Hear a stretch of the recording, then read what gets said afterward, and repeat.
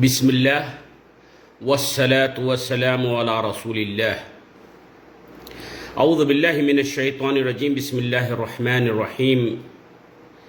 ما كان إبراهيم يهوديا ولا نصرانيا ولكن كان حنيفا مسلما. محترم سامعین و ناظرین کرام، اللہ تعالیٰ سے دعا ہے کہ اللہ تعالیٰ ہم تمامی حضرات کو جہاں کہیں بھی رکھے اپنے حفظ و امان میں رکھے۔ محترم سامعین و ناظرین کرام، آج کا عنوان ہے قدس، حال اور مستقبل کے آئینے میں۔ ساتھیو، ابھی جو فلسطین میں ہو رہا ہے، مسجد اقصی میں ہو رہا ہے، یہ نماز پڑھنے کا لفڑا اور جھگڑا نہیں ہے۔ نماز تو مسلمانوں کے لیے دنیا میں کہیں بھی کسی زمین پر بھی پڑھ سکتے ہیں۔ مسلمانوں کے لیے ساری دنیا کی زمین مسجد ہے، وہاں نماز پڑھ سکتے ہیں سوائے قبرستان کے اور حمام کے، یعنی باتھ روم کے۔ اور نہیں یہ جھگڑا یہ ہے کہ ہم لوگوں کا قبلہ اول ہے، اس کے لیے بھی جھگڑا نہیں ہے میرے محترم سامعین۔ اور جھگڑا اس کے لیے بھی نہیں ہے کہ حضور صلی اللہ علیہ وسلم معراج میں وہاں گئے تھے۔ جھگڑا ہے مستقبل کا جھگڑا ہے۔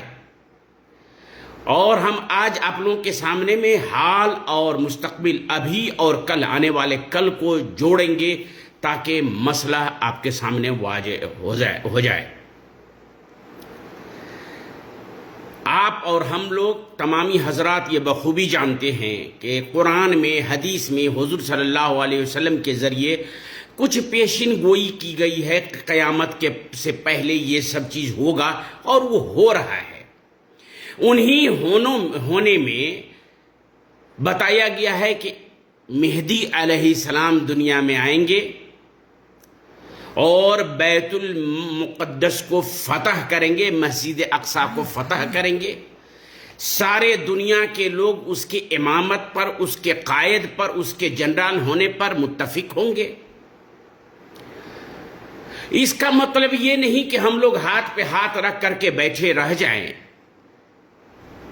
اور ایسا ہے بھی نہیں کہ وہی فتح کریں گے۔ اس سے پہلے حضرت عمر رضی اللہ تعالیٰ عنہ بھی فتح کیے تھے، صلاح الدین ایوبی کے وقت میں بھی فتح ہوا تھا۔ لیکن یہ بشارت ہے، خوشخبری ہے کہ مہدی علیہ السلام آئیں گے، اور ان کی امامت میں، ان کے قیادت میں فلسطین، بیت المقدس فتح ہوگا۔ اور اسی دور میں حضرت عیسیٰ علیہ السلام کا ظہور ہوگا، جس کے بارے میں ہم لوگوں کو عقیدہ ہے کہ وہ آسمان پر اٹھا لیے گئے اور قیامت سے پہلے پھر آئیں گے۔ اور وہ آئیں گے مہدی علیہ السلام کے دور میں، اور مہدی علیہ السلام کے امامت میں نماز ادا کریں گے، یعنی مہدی علیہ السلام امام ہوں گے اور حضرت عیسیٰ علیہ السلام مقتدی ہوں گے، اس امت کے مرتبہ اور کرامت کی وجہ سے، بزرگی کی وجہ سے۔ اور پورے دنیا میں انصاف قائم ہوگا، عدل کا بول بالا ہوگا، ظلم مٹ جائے گا، سب ایک جھنڈے کے نیچے جمع ہو جائیں گے۔ تو میرے مسلمان بھائیوں، اپنے ارد گرد ماحول کا جائزہ لے۔ کیا ہم لوگ آج کسی ایک بات پر متفق ہو پاتے ہیں؟ بات میں جھگڑا، قیادت کے لیے لفڑا، امامت کے لیے جھگڑا، گھر میں جھگڑا، باہر جھگڑا۔ ہم لوگ مختلف گروہوں میں بٹے ہوئے ہیں، اور کسی ایک معمولی بات بھی ہمارے درمیان ہو جائے، اس میں آپس میں ہم لوگ جھگڑ لیتے ہیں۔ تو کیسے ہوگا کہ ہم لوگ سارے دنیا کے مسلمان ایک ہو جائیں گے؟ تو یہی وہ مستقبل ہے کہ امام مہدی پر سارے مسلمان ایک ہو جائیں گے۔ یہی وہ قدس ہے، یہی وہ بیت المقدس ہے جس پر سارے دنیا کے مسلمان ایک ہو جائیں گے۔ اور ابھی جو ہو رہا ہے، ابھی جو ہو رہا ہے یہ اسی کی تیاری ہے، اور اس میں جو لوگ لڑ رہے ہیں، دفاع کر رہے ہیں اپنے مال دولت جان مال بال بچے عزت کے خاطر، یہ لوگ زمین تیار کر رہے ہیں امام مہدی کے لیے، یہ لوگ زمین تیار کر رہے ہیں حضرت عیسیٰ علیہ السلام کے استقبال کے لیے۔ ہم لوگوں کو بھی چاہیے کہ اس میں حصہ لیں، اور وہ حصہ اس طرح لے سکتے ہیں کہ ہمارے درمیان میں اختلاف ہے مہدی کے آنے پر بھی، سین میں اور شین میں، حضرت عیسیٰ علیہ السلام کے آنے پر بھی، لیکن آئیں گے اسی علاقے میں۔ تو ہم لوگوں کو چاہیے کہ دین اسلام کی صحیح معلومات رکھیں، تاکہ ہم لوگ آپس میں اتفاق قائم کر کے، آپس میں ناچاکی اور اختلاف کو دور کر کے ایک امام کے استقبال کے لیے تیار رہیں، اور ایک جھنڈا کے نیچے آنے کے لیے تیار رہیں، کیونکہ ایک ہی جھنڈا ہوگا جو القدس اور بیت المقدس مسجد اقصی کے نام پر ہوگا۔ میرے محترم سامعین و ناظرین کرام، بعض لوگ سوال کرتے ہیں کہ آپ لوگ یہودی سے کیوں نفرت کرتے ہیں، یہودیوں سے کیوں نفرت کرتے ہیں، اس سے کیوں لڑتے ہیں؟ لیکن میرے محترم سامعین و ناظرین کرام، آپ لوگوں کے سامنے ایک بات میں واضح کر دوں کہ اہل کتاب یعنی جن پر کتابیں نازل ہوئی، یہود ہو نصارہ ہو دوسرے مذہب کے جو لوگ بھی ہو، سب کے ساتھ معاملات کرنے کے لیے ہمارے اسلام میں اسلامی شریعت میں اصول و ضوابط مرتب ہے، لکھا گیا ہے کہ ہم کیسے معاملات کریں۔ اب یہودی کی بات لیجئے، ہمارے اسلام میں ہے کہ ہم ان کے ذبیحہ، ان کے ہاتھ کا ذبح کیا ہوا کھا سکتے ہیں، جائز ہے ہمارے لیے، اور ہمارے لیے یہ بھی جائز ہے کہ ان کے عورتوں سے شادی بیاہ کر سکتے ہیں، کرا سکتے ہیں، لڑکی دے سکتے ہیں، لڑکی لے سکتے ہیں، لیکن اس کے لیے کچھ شروط ہے۔ میرے محترم سامعین کرام، حضور صلی اللہ علیہ وسلم جب ہجرت کر کے مدینے آئے، اور مدینے میں یہودی بستے تھے، قبیلہ تھا ان کا 1 2 3، ان لوگوں کے ساتھ حضور صلی اللہ علیہ وسلم نے یہ نہیں کہا کہ ان لوگوں کو نکال دو، کہا کہ آؤ مل جل کر کے اس شہر کی حفاظت کریں، دشمنوں سے مصیبت اور پریشانی میں ایک ہو جائے، تم بھی جیو اور ہم لوگوں کو بھی جینے کا حق دو۔ اور حضور صلی اللہ علیہ وسلم سے لے کر کے دولت خلفائے راشدین کے حکومت کے درمیان، خلفائے راشدین کے حکومت کے بعد بنو امیہ کے حکومت کے درمیان، بنو امیہ کے حکومت کے بعد بنو عباسیہ کے حکومت کے درمیان، اور بنو عباسیہ سے لے کر کے خلافت عثمانیہ تک، دیکھ لیجئے تاریخ میں کہیں بھی ایسا نہیں ہے کہ کسی قوم کو کسی دھرم کے ماننے کے بنا پر مسلمانوں نے ملک سے نکال دیا ہے، دربدر کر دیا ہے، اس کے زمین اور جائیداد کو چھین لیا ہے، کہیں بھی نہیں پائیں گے، ایسا ہے ہی نہیں۔ میرے محترم سامعین و ناظرین کرام، اچھا نام رکھنے سے آدمی اچھا نہیں ہوتا۔ یہودیوں کی ہمیشہ سازش رہی ہے کہ اچھے نام کے پیچھے اپنے کرنی، اپنے کرتوت، برے کام کو چھپاتے ہیں۔ دیکھیے مثال کے طور پر اس نے نام رکھا ہے اسرائیل۔ اسرائیل کا معنی کیا ہے؟ اسرائیل کا معنی ہے اللہ کا چنا ہوا، اللہ کا چنا ہوا نام ہے۔ اور اگر اسرائیل ابھی اگر کہتے ہیں تو اس کا اطلاق حضرت یعقوب علیہ السلام پر ہوتا ہے، اور حضرت یعقوب علیہ السلام کے ہی بچوں کو، پریوار کو، جس میں یوسف علیہ السلام بھی ہیں، ان کو بنی اسرائیل کہتے ہیں۔ اور قرآن میں بھی آپ دیکھیں گے ایک سورہ ہے جس کو بنی اسرائیل کہتے ہیں۔ حضرت ابراہیم علیہ السلام کے 2 بیٹے تھے، ایک بڑے بیٹے کا نام حضرت اسماعیل علیہ السلام تھا، اور اسے چھوٹے بیٹے تھے اس کا نام اسحاق علیہ السلام تھا۔ اسحاق کے بیٹے کا نام یعقوب علیہ السلام ہے، اور انہی کے پریوار کو بنی اسرائیل کہتے ہیں، یعنی حضرت یعقوب علیہ السلام ابراہیم علیہ السلام کے پوتے ہوئے۔ اور حضرت ابراہیم علیہ السلام کے بڑے بیٹے جو حضرت اسماعیل علیہ السلام تھے، انہی کے پریوار سے ہمارے نبی، آخری نبی محمد صلی اللہ علیہ وسلم ہے، اور جس کے امتی ہم لوگ ہیں۔ حضرت ابراہیم علیہ السلام کو ہم بھی مانتے ہیں، حضرت یعقوب علیہ السلام کو ہم بھی مانتے ہیں، حضرت اسحاق علیہ السلام کو ہم بھی مانتے ہیں، اور ہم لوگوں کے درمیان اسلامی شریعت میں तमाम अंबियाओं पर ईमान लाना, ईमान के जो 6 रुकन हैं उनमें से एक रुकन है कि तमाम अंबियाओं पर ईमान लाना। अगर कोई आदमी तमाम अंबियाओं के ऊपर ईमान, एक भी नबी का इनकार करेगा तो वो पक्का मोमिन नहीं हो सकता। और इब्राहीम अलैहिस्सलाम यहूदी भी नहीं थे, नसारा भी नहीं थे, तो थे क्या? अल्लाह ताला ने खुद कुरान में शहादत दे के फरमाया है, मा कान इब्राहीम यहूदिय्युम वला नसरानिया वलाकिन कान हनीफम मुस्लिमा। इब्राहीम अलैहिस्सलाम न तो यहूदी थे न क्रिश्चियन थे, खालिस मुस्लिम थे। तो आखिर ये झगड़ा जो है, लफड़ा जो है, मसला है किस चीज़ का? मेरे मोहतरम सामीन व नाज़रीन इकराम, ये मसला है दीन से अलग हो जाइए। अभी दुनियावी तौर पे समझ लीजिए, मेरा घर है, कोई ज़बरदस्ती छीन ले, मेरे ज़मीन है उसको कोई ज़बरदस्ती कब्जा कर ले, मेरे बच्चे हैं कोई नाहक में आकर के उसको गोली मार दे, मेरी जो इबादत गाहें हैं उसकी कोई बेहुरमती करे, चाहे किसी भी मज़हब का हो। ये कोई भी दुनिया के लोग इस बात की इजाज़त नहीं देते, किसी धर्म में इसकी इजाज़त नहीं है। असल मसला है ज़मीन जो छीना है अरब के मुसलमानों का, जो अरब के लोग बसते थे, उनके बाल बच्चों को कत्ल करने का, उसके इज्जत आबरू को बर्बाद करने का, और ये सोचना कि इस खित्ता से मुसलमानों को बिल्कुल निकाल देंगे। झगड़ा इस बात का है। और ये मामला कल मेरे साथ भी हो सकता है, हमारे समाज में ही हो सकता है।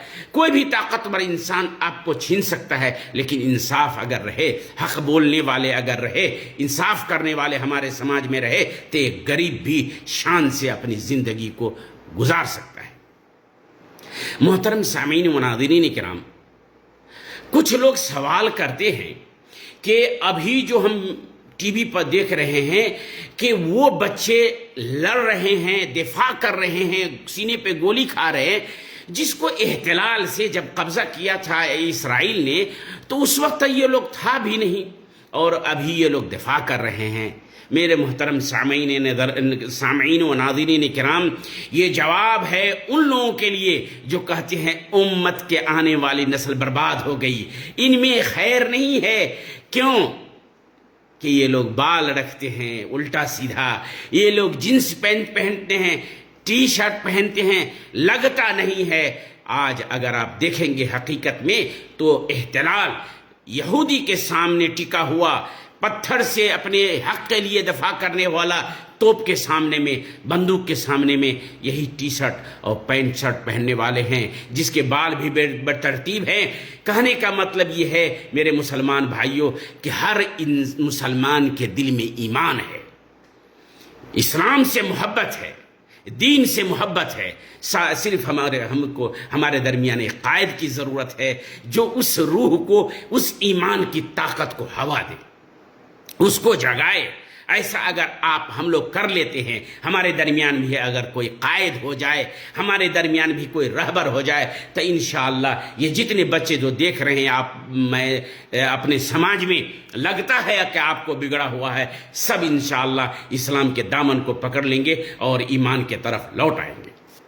मेरे मोहतरम सामीन व नाज़रीन किराम, ये बातें तो हो गई हाल और मुस्तकबिल में, क्योंकि आने वाले वक्त में ये मुसलमान एक प्लेटफार्म के नीचे जमा होंगे, दुनिया में अदल कायम होगा, जुल्म ख़त्म हो जाएगा। तो अभी जो मामला चल रहा है, हम लोग तो वहाँ नहीं हैं, हम लोग क्या कर सकते हैं? मेरे मुसलमान भाइयों, मैं आपको ये नहीं कहता हूँ कि वहाँ जाकर के आप शहादत हासिल करें। आप जहाँ हैं, जिस जगह हैं, तो हमारे ऊपर क्या वाजिब है? सबसे पहले की बात यह है कि हम दीन को सही तरीके से समझें और कुद्स के मामलात को भी सही तरीके से समझें।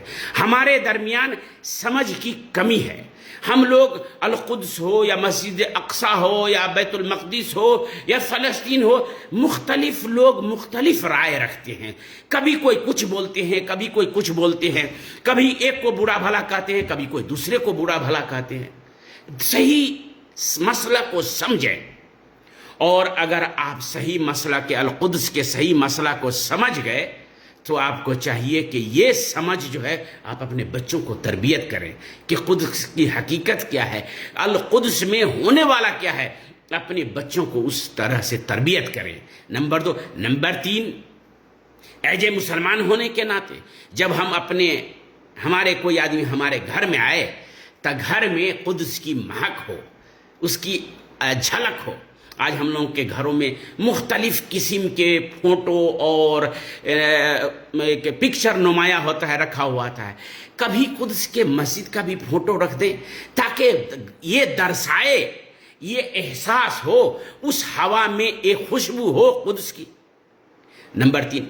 نمبر 4، اگر آپ قدس کے بارے میں حقیقت جان گئے تو آج کل دور ہے قلم کا، آج کل دور ہے وائس کا، آج کل دور ہے سوشل میڈیا کا۔ اس بات کو آپ لوگوں کے سامنے صحیح طریقے سے پیش کریں، جو لوگ نہیں جانتے ہیں اس کو سمجھائیں۔ ہو سکتا ہے آنے والی نسل قدس کے، فلسطین کے بارے میں کچھ سمجھتا ہی نہیں ہے۔ جس انداز سے ہو، جس پلیٹ فارم پہ آپ ہو، ممبر آف پارلیمنٹ ہو یا کسی سرکاری عہدے پہ ہو یا ماسٹر ہو یا مولوی ہو یا پردھان ہو یا سماج کے کسی طبقے سے ہو، آج صحیح معلومات لوگوں کے سامنے بتائیں، لوگوں کو اس کے طرف بتائیں اور دفاع کریں۔ 5ویں بات یہ ہے کہ ہم لوگ وہاں کے لوگوں کو دفاع کیسے کریں؟ وہاں کے لوگ دفاع کرنے چلے گئے، مسجد اقصی کو بچانے کے لیے اپنی جانیں دے رہے ہیں، کام کاج ختم ہو گیا، کمائی دھندا بند ہو گیا، بچے بھوکے مر رہے ہیں، روٹی کی کمی ہے۔ آپ کو اگر جہاں کہیں بھی ہو، جس انداز سے ہو تو ان کے لیے کوئی وسائل مہیا کریں کہ بھوک سے نہ مرے، اس کے گھر میں بھی روٹی ہو، ان کے بال بچے بھی کھا سکیں۔ اور سب سے اہم بات کہتے ہیں کہ مسلمانوں کی تعداد کہتے ہیں کہ اتنا ہے اور اتنے ملک ہیں، کیوں نہ ہم لوگ مل کر کے اسرائیل کے، یہودی کے بنے ہوئے پروڈکٹ کو بہشکار کریں، کہ ہم ان کے بنے ہوئے اس سامان کو استعمال نہیں کریں گے۔ سب سے بڑا حربہ ہے آج کل، مثال کے طور پہ دیکھیے پیپسی کولا ہم لوگ روز پیتے ہیں، اگر 20 ہی پیسہ فائدہ ہو ایک پیپسی پر، 10 ہی پیسہ فائدہ ہو، اور دنیا میں کتنے مسلمان ہیں، اگر پیپسی کا پروڈکٹ کو بہشکار کریں گے، اس کو نہیں استعمال کریں گے، تو یہ بھی ایک بہت بڑا حربہ ہے آج کے وقت میں جو ہم اپنا سکتے ہیں اور کر سکتے ہیں۔ اور حق کی دفاع کریں، آپ جس حال میں ہو، جہاں کہیں بھی ہو، حق کی دفاع کریں۔ اور اگر حق کی دفاع کرنے کی طاقت آپ میں نہیں ہے، آپ کا ماحول، آپ کا ملک اس بات کی اجازت نہیں دیتا ہے، تو باطل کے ساتھ بھی کھڑے نہ ہو، باطل کے ساتھ بھی کھڑے نہ ہو، کیونکہ حضرت امام ابن تیمیہ رحمہ اللہ، شیخ الاسلام ابن تیمیہ رحمہ اللہ نے فرمایا کہ اگر کوئی باطل کے ساتھ کھڑا رہتا ہے تو وہ خائن ہے، خیانت کرتا ہے، چاہے جائے کہ وہ نمازی ہی کیوں نہ ہو اور قرآن ہی کیوں نہ پڑھتا ہو۔ اور سب سے آخر میں ہم لوگوں کے اوپر ضروری ہے کہ صحیح اسلام کو سمجھیں۔ صحیح اسلام کہنے کا مطلب یہ ہے کہ قرآن اور حدیث ہے، اور صحیح اسلام، قرآن، حدیث اور صحیح اسلام ہی پر ہمارے امت کا اتفاق ہو سکتا ہے۔ اور جب ہمارے امت کا اتفاق ہوگا تو ایک جھنڈا کے نیچے جمع ہونے کے لیے ہم تیار ہیں۔ حضرت عیسیٰ علیہ السلام کے خلاف 70,000 یہودی آئیں گے اور عیسیٰ علیہ السلام کو اس پہ فتح ہوگا۔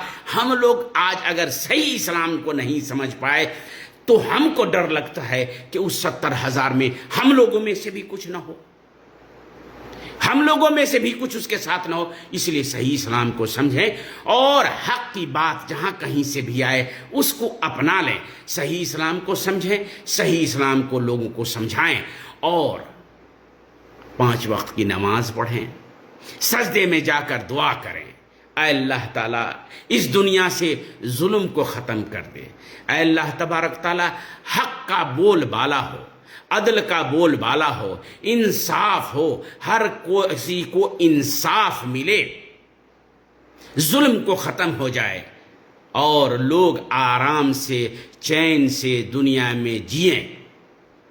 اللہ تعالیٰ سے دعا ہے کہ اللہ تعالیٰ ہم نے جو بات کہی ہے، اللہ تبارک تعالیٰ اس پر پہلے ہم کو عمل کرنے کی توفیق عطا فرما، اور اس کے بعد توفیق دے کہ سارے لوگ آپس میں اپنے مسئلہ مسائل کو حل کریں، صحیح اسلام کو سمجھیں اور اس پر عمل کریں، اور کسی وقت کا انتظار میں نہ رہیں بلکہ ابھی سے اصلاح کریں تاکہ آپ کے لیے مستقبل میں بہتر ہو.